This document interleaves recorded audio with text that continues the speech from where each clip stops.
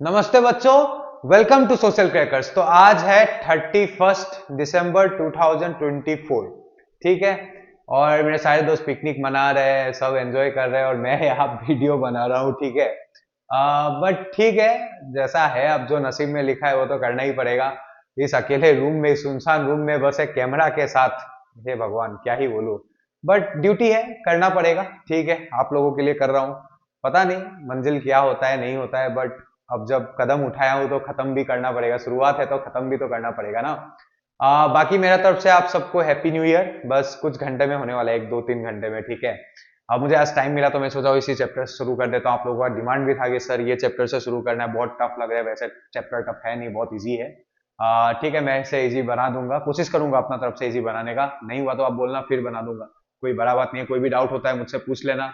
New year में resolution पक्का बनाओगे, मुझे पता है कर नहीं पाओगे। मतलब बहुत लोग कर लेते होंगे, बहुत लोग नहीं कर पाते होंगे। इस बार मेरा रिक्वेस्ट है कि जो भी बनाओ, लाइक जरूरी नहीं है कि सब कुछ एक ही बार में करने का कोशिश करो। धीरे धीरे टेक बेबी स्टेप्स। ठीक है, मतलब एकदम छोटा छोटा स्टेप लो, अच्छा से लो। रिजोल्यूशन नहीं कि एक ही बार में चेंज लेंगे, 1 तारीख से पूरा 12 13 घंटा नहीं, 14 घंटा एक ही दिन में पढ़ लेंगे। नहीं, धीरे धीरे धीरे धीरे होता है। ऐसा नहीं होता है जो एक बार में होता है। रिजोल्यूशन जो बनाओ, अच्छा से बनाओ, अपना लिमिट से बनाओ, अपना कंफर्ट जोन से थोड़ा इस साल निकलने का कोशिश करो। अच्छा से पढ़ो, ज्यादा पढ़ो। ठीक है, और रिजोल्यूशन कंप्लीट करने का कोशिश करना। तो मेरे तरफ से फिर से मैं आपको विश करता हूँ हैप्पी न्यू ईयर। तो अब मैं ये शुरू करूंगा chapter beginning of the British administration in Assam. काफी इंटरेस्टिंग है, काफी आसान है। जो मैं हर बार बोलता हूँ सर, अब आप बोलोगे सर आप एक ही बार बार बार बोलते हो तो इंटरेस्टिंग इंटरेस्टिंग, और इंटरेस्टिंग होता नहीं है। बट इंटरेस्टिंग है, ट्रस्ट मी, बहुत इंटरेस्टिंग है। ठीक है। बस इस साल मैं आपसे एक ही रिक्वेस्ट करूंगा कि अच्छा से पढ़ो। आई नो कि मैं बहुत ज्यादा स्लो हो रहा हूँ। नया साल में आशा करता हूँ थोड़ा सा फास्ट हो जाऊं, बट टाइम नहीं मिलता है। आप बोल रहे हो ना one shot video, one shot video, one shot video बनाने के लिए टाइम चाहिए। द प्रॉब्लम इज मेरे पास टाइम नहीं हो पा रहा है, यहाँ पर ज्यादा टाइम ही नहीं मिल पाता है। आपको वन शॉट वीडियो बनाने के लिए भी तो एटलीस्ट 3 घंटा 4 घंटा 2 घंटा तो चाहिए ना। मेरे पास टाइम कितना रहता है? 1 घंटा। इशू उसका नहीं है, इशू टाइम का है। टाइम अगर हो जाता तब तो कोई टेंशन ही नहीं था। जैसे ही मेरा स्टूडियो सेटअप होगा, आप दुआ करना कि मेरा घर में जल्दी से हो जाओ, फिर वन शॉट पे वन शॉट। बट मैं आसानी, आप पढ़ते रहो, मुझ पर डिपेंडेंट नहीं रहना है। जैसे चल रहा था वैसे चलने दो, मैं लाता रहूंगा। बट वो एक ही कोशिश करना, अच्छा से पढ़ो। ठीक है, मैं अपना तरफ से भी अपना बेस्ट दे रहा हूँ कि जल्दी से जल्दी सब कुछ हो, but I am very slow, I know. I am trying to be fast and trust me, पूरा कोशिश कर रहा हूँ अपना तरफ से। एंड कोशिश करता रहूंगा। आप लोग भी पढ़ो।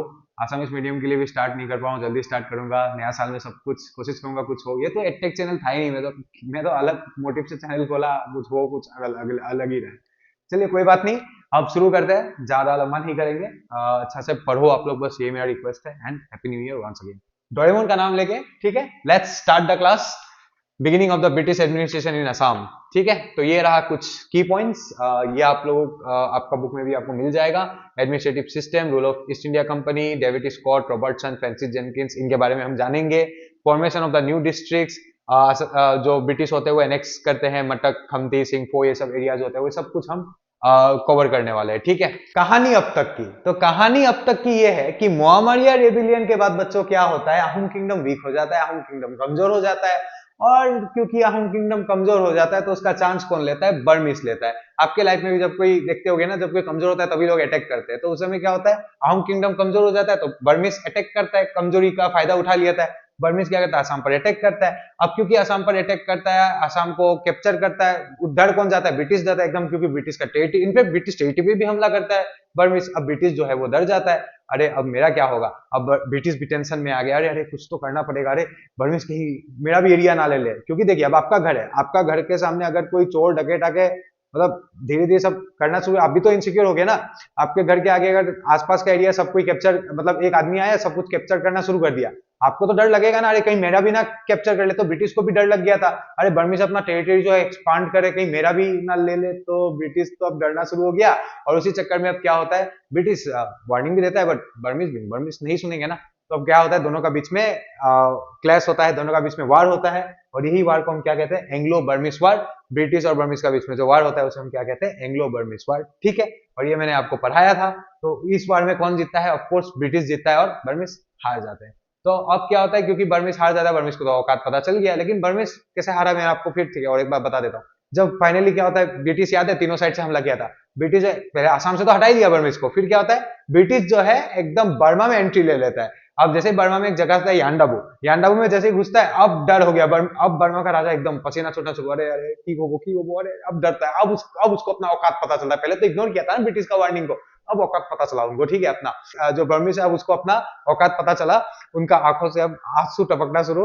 अब क्या होता है एकदम गिड़गिड़ाते हुए, अब गिड़गिड़ाते हुए जो बर्मीज का राजा होता है वो क्या होता है ब्रिटिश के पास, सर सर सुनिए सुनिए सुनिए, आप लोग ऑलरेडी आसाम से हमें हटा चुके हैं, अब क्या हमारा भी एरिया लोगे क्या, एटलीस्ट बर्मा में तो हम चैन से जीने तो प्लीज प्लीज, मतलब पैर पकड़ लेते हैं, प्लीज प्लीज समझ ही रहे मतलब अब क्या होता है, तो वहां पे क्या होता है ट्रीटी साइन कर लेते हैं, ब्रिटिश में भी दया आ गया, हाँ हाँ चलो ले लो ले लो, क्या मतलब हमारे पास तो इतना टेरिटरी है, अब तुम्हारा टेरिटरी लेके हम क्या ही करेंगे, तो तुम खुश रहो। तो क्या होता है उन दोनों का बीच में क्या होता है, अब ट्रीटी साइन हो जाता है, राइट, किसका बीच में, ब्रिटिश और बर्मिस, ब्रिटिश में दया आ गया, बर्मिस का राजा का बात सुन लिया, ट्रीटी साइन कर लिया, बट ब्रिटिश ने क्लियर बोला सुन लो, अब आसाम पे बिल्कुल भी नजर मत डालना क्योंकि अब वो मेरा है। अब क्या होता है ब्रिटिश जो होता है, ब्रिटिश कंट्रोल करना शुरू कर देता है किस पर, असम को कंट्रोल करना शुरू कर देता है, क्योंकि ट्रीटी ऑफ यांडा में कौन हार जाता है, बर्मिस हार जाता है, बर्मिस को अपना जो है लेवल हटाना पड़ता है, लेवल तो छोड़ो बर्मिस का असम से भी तो खत्म ही हो गया था, अब वो ट्रीटी में और ब्रिटिश कहते हैं अब हम राज करेंगे, अब ब्रिटिश अपना एडमिनिस्ट्रेशन सिस्टम लाता है, और वही एडमिनिस्ट्रेशन सिस्टम के बारे में हम क्या करेंगे इस चैप्टर में अच्छा से पढ़ने वाले हैं, ठीक है बच्चों, तो चलिए आगे बढ़ते हैं। और अब क्या होता है, the rise and fall of a dynasty और kingdom is not a new phenomenon in history, not a single dynasty that ruled for many centuries is hardly found in the pages of history. अब इसका मतलब क्या है बेटा, देखो हमेशा आपने शायद चंद्रगुप्त मौर्य के डायनेस्टी के बारे में पढ़ा है, गुप्त डायनेस्टी के बारे में पढ़ा था, ठीक है, इंटरेस्टिंग फैक्ट ये है कि कोई भी डायनेस्टी देखना उतना दिन तक नहीं रहता है, राइज होता है उसका फॉल होता है, मतलब जल्दी वो राइज होता है फिर जल्दी गिर भी जाता है, ठीक है, ज्यादा दिन तक एक डायनेस्टी चल नहीं पाता है, बट क्या होता है कि इंटरेस्टिंग फैक्ट ये है अहुम डायनेस्टी जो है वो एक एक्सेप्शन है, जैसे केमिस्ट्री में एक्सेप्शन एक्सेप्शन एक्सेप्शन मिलता है ना, उसी तरह से अहुम डायनेस्टी एक एक्सेप्शन है। यहाँ पे क्या लिखा है कि कोई भी डायनेस्टी होता है वो ज्यादा दिन तक रूल नहीं कर पाता है, बट अहुम डायनेस्टी ने बोला नहीं नहीं रुको रुको, रूल कर पाते हैं, तो उन्होंने देखिए 13 सेंचुरी से 19 सेंचुरी तक रूल किया, ऑलमोस्ट 600 साल, तो ये दोनों जो है इसको नेग्लेक्ट करता है ना ये स्टेटमेंट को, तो अहुम डायनेस्टी रुको रुको, ऐसा थोड़ी ना है कि कोई जल्दी राइज होता है जल्दी फॉल हो जाता है, ज्यादा दिन तक टिक नहीं पाते, देखो हमें देखो हम तो 600 साल तक रूल किए, ऑलमोस्ट 600 साल तक, 13 सेंचुरी से 19 सेंचुरी तक, इसलिए हम ये कहते हैं कि अहुम डायनेस्टी जो है वो क्या है बेटा, एक एक्सेप्शन है, बहुत टाइम तक रूल किया है, ऐसा तो ज्यादातर डायनेस्टी देखने को नहीं मिलता इतना जल्दी वो राइज होता है फिर उसका फॉल भी हो जाता है, but Ahom dynasty was an exception, 600 साल तक रूल किया, ठीक है, तो चलिए वो बहुत रेयर होता है हिस्ट्री में। अब चलिए अब क्या होता है, Sukapha was the founder of Ahom dynasty in Assam, तो अहुम डायनेस्टी जो है असम में वो की कौन करते हैं, सुकाफा करते हैं, ठीक है, तो यहां से क्वेश्चन आ सकता है कि हु वाज, ऐसे क्वेश्चन पूछ सकता है who was the founder of Ahom dynasty in Assam, so it was Sukapha, तो यहां से क्वेश्चन आने का चांसेस है, और इसको इसलिए मैंने ब्लू में मार्क किया, ठीक है, ये पता होना चाहिए आपको कि असम में जो है अहुम डायनेस्टी किसने स्थापना किया, सुकाफा, ओके चलिए। The rule of the Ahom dynasty came to an end as a result of the Burmese invasion. अब क्या होता है अहुम डायनेस्टी खत्म क्यों होता है, क्योंकि बर्मिस इन्वेजन हो जाता है, ये मैंने ऑलरेडी बर्मिस जो चैप्टर था बर्मिस इन्वेजन का बहुत अच्छा से समझाया है, ठीक है, एकदम लास्ट तक देख लेना, फिर ये चैप्टर आना तो ज्यादा बेटर होगा। चलिए आगे बढ़ते हैं। Occupation of Assam by the Burmese dragged the British to Assam. Already the Burmese had occupied Arakan, Manipur and Kasar, and finally occupation of Assam was challenged by the British. Burmese penetration of Assam and the neighboring states posed a threat to the British in the region. अब क्या होता है देखिए, ये already मैंने आपको इन्हें nutshell समझा ही दिया है, पहले भी समझाया, बट शॉर्ट में अगर मैं आपको बता दूं कि देखिए आसाम को भी ऑक्यूपाई कर लिया था बर्मिस, अब क्योंकि आसाम को ऑक्यूपाई कर लिया था, मणिपुर, अराकन, ये सब जगह जो होता है जो बर्मिस जो है वो ऑक्यूपाई कर लिया था, अब ये जो रीजन था एकदम ब्रिटिश के तो सामने था, ब्रिटिश का टेरिटरी भी तो हमला, टेरिटरीज पे भी तो हमला बोला था, अब ये जो भी एरिया एक्सपांड किया था, एरिया ले लिया था, ऑक्यूपाई कर लिया था, एकदम सामने तो ब्रिटिश का भी टेरिटरी था, ब्रिटिश को तो डर लग गया कि अरे ये एरिया ले लिया है, हम तो पड़ोसी में, हमें भी तो ले लेंगे, तो ब्रिटिश को डर लगता है, ब्रिटिश रोकने का कोशिश भी करता है, बट बर्मिस उस समय तो बहुत लेवल में था, सुने नहीं, तो अब दोनों का बीच में क्या हो जाता है, एंग्लो बर्मिस वार हो जाता है 1824 से 1826 तक, ठीक है, तो ये आपको समझ में आ गया होगा। चलिए आगे बढ़ते हैं। The first Anglo Burmese war took place in 4 places, Brahmaputra valley that is Ahom kingdom, Cachar, Manipur and Burma that is present Myanmar, तो 4 जगह पे क्या होता है एंग्लो बर्मिस वार का लड़ाई होता है, ठीक है। In the battle that took place in Burma, Burmese were completely defeated, finally Burmese had to surrender and were compelled to sign the treaty of Yandabo. अब क्या होता है, जो बैटल होता है ना बर्मा में बच्चों, वहां पे क्या होता है, बर्मिस कंप्लीटली हार जाता है, बोला था ना एकदम घुस गया था ब्रिटिश, एकदम औकात दिखा दिया बर्मिस को, ठीक है, finally Burmese had to surrender and were compelled to sign the treaty of Yandabo. और इसमें क्या होता है, बर्मिस को सरेंडर करना पड़ता है, यांडाबू गांव तक घुस जाता है, मैंने ऑलरेडी आपको बोल दिया, बार बार रिपीट नहीं करूंगा, ठीक है। तो उससे क्या होता है, फिर ट्रीटी ऑफ यांडाबू साइन करना पड़ता है बर्मिस को, करना ही पड़ेगा ना, नहीं तो फिर तो बर्मा भी चला जाएगा हाथ से। अब बर्मिस किंग तो डर गया था कहीं बर्मा भी हाथ से ना चला जाए, इसलिए ब्रिटिश के साथ एक ट्रीटी साइन कर लिया, और ट्रीटी ऑफ उसे क्या है, ट्रीटी ऑफ यांडाबू। अब क्या होता है ट्रीटी ऑफ यांडाबू, ये मैंने ऑलरेडी आपको पढ़ाया है, ये बस एक रिकैप हो रहा है। The second article of the treaty of Yandabo content matters relating to Assam. तो जो ट्रीटी ऑफ यांडाबू को जो आर्टिकल्स प्रोविजंस जो रहते हैं, उसमें क्या होता है, सेकंड आर्टिकल में क्या लिखा रहता है, असम से रिलेटेड चीजें लिखा रहता है। By the provision of the treaty of Yandabo Burmese could not interfere in the matters of Assam, Cachar and Jaintia kingdom. अब जो ट्रीटी ऑफ यांडाबू में था उसमें क्लियरली लिखा था कि जो मतलब बर्मिस है वो क्या चीज में इंटरफेयर नहीं कर सकते, असम, कचर एंड जैंतिया किंगडम में वो इंटरफेयर नहीं कर सकता, वो किसका है, ब्रिटिश का है, ठीक है। अगर इंटरफेयर करेंगे तो फिर ब्रिटिश आ जाएंगे ना, बर्मा भी ले लेंगे इस बार, नहीं तो ठीक है। तो इसलिए तो बर्मिस डर गए थे ना कि बर्मा भी ना चला जाए। The Treaty of Yandabu brought to the end of Burmese rule in Assam and paved the way for the introduction of the rule of the East India Company in Assam and the North East। अब क्या होता है, Treaty of Yandabu से क्या होता है, Burmese rule जो है वो असम में खत्म हो जाता है, और फिर फाइनली क्या होता है, किसका रूल शुरू हो जाता है, ईस्ट इंडिया कंपनी का जो रूल होता है वो असम में शुरू हो जाता है। The Treaty of Yandabu was a milestone in the history of North East India. Thereafter, the course of the history of North East changed. In fact, Treaty of Yandabu indeed was a milestone. क्यों? क्योंकि देखिए, अगर Treaty of Yandabu नहीं होता, तो अगर मान लीजिए ब्रिटिश बर्मिस ऐसा कुछ भी नहीं होता, तो आज असम का हिस्ट्री क्या होता, मे बी असम क्या होता है, एक डिफरेंट कंट्री हो सकता था, या मे बी असम आज म्यांमार का पार्ट होता जो उस समय का बर्मा था, या मे बी असम इंडिया का तब भी होता। मतलब बोलना बहुत मुश्किल है, बट वो तो प्रेडिक्शन नहीं लगा सकते, बट अल्टीमेटली आप बोल सकते हो कि ट्रीटी ऑफ यांडाबू के वजह से ही आज जो है असम किसका पार्ट है, इंडिया का पार्ट है, ये तो बोलना ही पड़ेगा। तो चलिए आगे बढ़ते हैं। हाँ, इसका ये सब खत्म हो गया, ये किसका हाल हुआ होगा, बर्मिस का हाल हुआ होगा, ठीक है। बर्मिस ऐसे ही चेहरा बनाया होगा, ठीक है। चलिए आगे बढ़ते हैं, क्योंकि बर्मिस का तो देखिए बर्मा तक घुस गया था, यान्डाबू तक पहुंच गया, पहले तो असम में स्वैग में थे, ब्रिटिश को भी इग्नोर कर रहे थे, असम से हटाया, फिर बर्मा तब उनका एरिया में घुस के जब मतलब मजा आ गया, मुझे देखने का मन था, ठीक है। उनका चेहरा देखने लायक, बर्मिस किंग का चेहरा देखने वाला होगा कि मतलब एकदम उनका जगह यान्डाबू तक पहुंच गया, तब बर्मिस किंग एकदम दौड़ते दौड़ते आए होंगे और पूछेंगे प्लीज प्लीज प्लीज भगवान, मतलब साइन कर लो, बर्मा हमसे मत ले लो, हमें आसाम से भी हटा दिया, बर्मा तो रहने दो, ठीक है। मतलब देखने का मजा ही कुछ और होगा। चलिए, वो मजा ब्रिटिश ने लिया, ठीक है।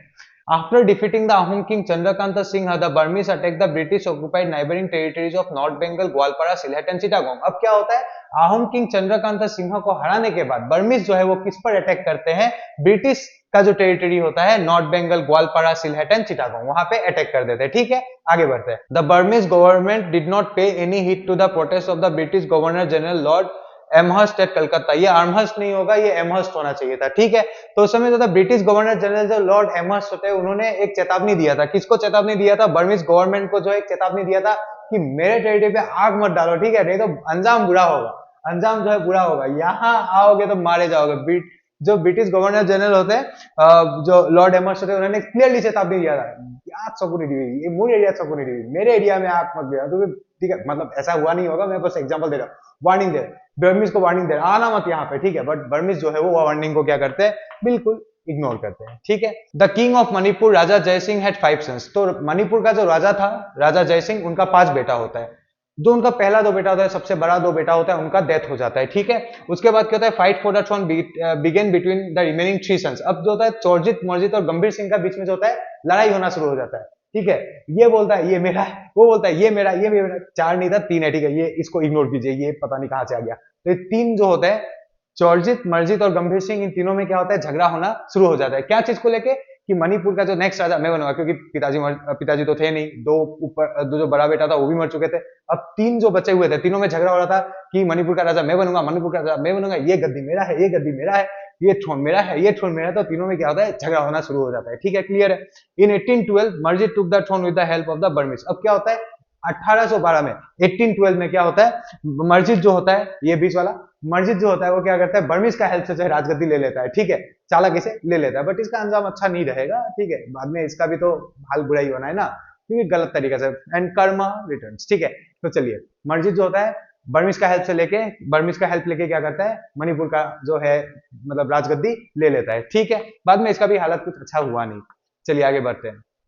कॉन्सिक्वेंटली चौरजित एंड गंभीर सिंह टुक शेल्टर इन कचार। ठीक है, अब क्या होता है, चौरजित एंड गंभीर सिंह जो होते हैं वो कहाँ भाग जाते हैं, कचार में भाग जाता है। भाई तो इनको रहने देने वाला है नहीं, तो ये भाग के कहाँ चले जाते हैं, कचार में चला जाता है, वहां पे रहते हैं। ठीक है, fearing a possible attack by the Burmese, Govinda Chandra, the king of Kachar, took shelter in Sylhet, which was under British rule। अब क्या, अब कहानी में ट्विस्ट आने वाला है। ठीक है, गोविंद चंद्र जो होता है वो कचार, वो उसमें क्या होता है, कचार के राजा। ठीक है, अब क्या होता है, ये ही घबरा जाते हैं। गोविंद चंद्र क्या होता है, वो डर के मारे अब कहाँ भाग गए, वो चले गए ब्रिटिश के पास। देखिए, ये बेचारे दोनों आए थे इनके भरोसे कचार में। अब जो कचार का राजा था गोविंद चंद्र, वो खुद भाग गया सिलहट में। क्यों वो भाग गया, क्योंकि उसको बर्मी से डर लग रहा था, क्योंकि उसको पता बर्मी से आ रहा है लेने। तो क्या गया, वो चला गया। एटलीस्ट लड़ना तो चाहिए था, लड़ा भी नहीं और सीधा कहाँ भाग गया, ब्रिटिश के पास सहारा लेने चला गया। ठीक है, सिलहट में भाग गया, एकदम सामने ही था। देखिए मैं दिखा देता हूँ। चौरजित और गंभीर सिंह जो है, अल्टीमेटली कहानी ये है कि चौरजित और गंभीर सिंह जो होते हैं, चौरजित और गंभीर सिंह जो होते हैं वो कहाँ पे आते हैं, कचार में। कचार में मतलब रहने आते हैं, क्योंकि वहां से तो मणिपुर में तो कोई चांस है ही नहीं। ठीक है, मर्जित ले लिया था, उसको रहने ऐसे भी नहीं देंगे, तो वो कहाँ गए थे, कचार में आ गए थे। कचार में क्यों आए थे, उनको लगा था कि मतलब यहाँ पे आएंगे, रहेंगे अच्छा से, ठीक से। ठीक है, बट क्या होता है, जो इनका राजा होता है, कचार का जो राजा होता है गोविंद चंद्र, वो खुद भाग के कहाँ चले गए, सिलेट में चले गए। क्यों, क्योंकि उनका डर था कि बर्मिस आ रहा है, कचार ना ले ले, तो पहले ही कहाँ भाग गया, सिलेट में चला गया ब्रिटिश के पास। एटलीस्ट लड़ना तो चाहिए था, मतलब डरपोक था। ठीक है, तो गोविंद चंद्र कहाँ भाग गया, सिलेट में भाग गया। ठीक है, अब बेचारे ये दो इनके सहारे में आए थे, अब ये दो मतलब देखे कैसा इंसान है गोविंद चंद्र, वहीं भाग गया, सिलेट में भाग गया। ठीक है, later Chourjit also entered Sylhet and beg British help. अब क्या होता है, जो चौरजित होते रहते हैं वो भी भाग जाते हैं सिलहट में। ठीक है, वो भी ब्रिटिश का हेल्प मांगना शुरू कर देते हैं। ठीक है, चलिए, after occupation of Assam and Manipur the Burmese made quick preparation to attack Cachar. अब क्या होता है, ब्रिटिश बर्मिस जो होते हैं वो कचार पे क्या करते हैं, अटैक करने का इरादा मतलब बना लेते हैं, स्ट्रेटेजी वगैरह सब प्लानिंग करा, कचार पे अटैक करने का मतलब तैयारी पे। ठीक है, वो तैयार है, मतलब पूरा प्रिपरेशन कर रहे हैं कचार पे अटैक करने का। ठीक है, during the course of the Anglo Burmese war, Gambhir Singh expelled the Burmese and restored Manipur with the help of lieutenant Pemberton. अब क्या होता है, गंभीर सिंह जो है, याद कीजिए, पहले गोविंद चंद्र भागा, फिर चौरजित भाग गया, लेकिन गंभीर सिंह तो वहां ही था ना। गंभीर सिंह पूरा ब्रेव, एकदम वॉरियर। ठीक है, गंभीर सिंह क्या होता है, दिमाग से एकदम यूज करता है कि उनको पता है एंग्लो बर्मिस वार हो रहा है, पूरा एकदम चांस ले लेते हैं। लेफ्टिनेंट पेम्बरटन का हेल्प लेके क्या करते हैं, लेफ्टिनेंट पेम्बरटन का हेल्प लेके फाइनली क्या होता है, वो मणिपुर को वापस से ले लेते हैं। मतलब उन्होंने समझदारी का काम किया। चौरजित भाग गया ब्रिटिश का सहारे, लेकिन ये लड़े, इसलिए लड़ना चाहिए। ठीक है, यू शुड फाइट। तो गंभीर सिंह जो होते हैं वो क्या होता है, लेफ्टिनेंट पेम्बरटन का हेल्प लेके जो क्या करते हैं, मणिपुर को वापस रिस्टोर कर लेते हैं बर्मिस का कंट्रोल से।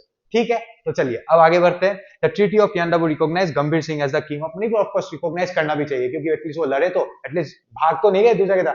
तो क्या होता है, गंभीर सिंह जो होता है वो क्या, उसको रिकॉग्नाइज किया गया as the king of Manipur. Treaty of Yandabo में क्लियरली लिखा गया कि गंभीर सिंह जो होगा वो मणिपुर का राजा होगा। क्यों लड़ा, तो डिजर्विंग तो यही था। आपको क्या लगता है, ठीक है, आप बताना मुझे कमेंट सेक्शन में। मेरे ख्याल से तो यही डिजर्विंग था। ठीक है, तो चलिए मिलते हैं नेक्स्ट क्लास में। आज ज्यादा लंबा नहीं करेंगे। Wish you a happy new year again from my side. अच्छा से पढ़ो। आई डोंट नो कि आज का वीडियो आपको कैसा लगा, अच्छा लगा, मतलब मुझे बताना। क्या होता है, थोड़ा तो दिक्कत होते रहता है, बट आई होप आपको पसंद आया होगा। अगर कोई डाउट रह गया, अगर कुछ समझ में नहीं आया तो कमेंट करना।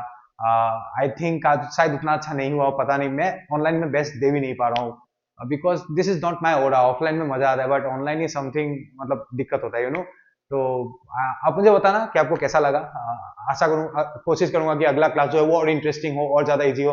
आई थिंक धीरे धीरे 6 महीना में मैं भी ऑनलाइन के साथ थोड़ा सा कंफर्टेबल हो जाऊंगा। ठीक है, तो चलिए मिलते हैं नेक्स्ट क्लास में।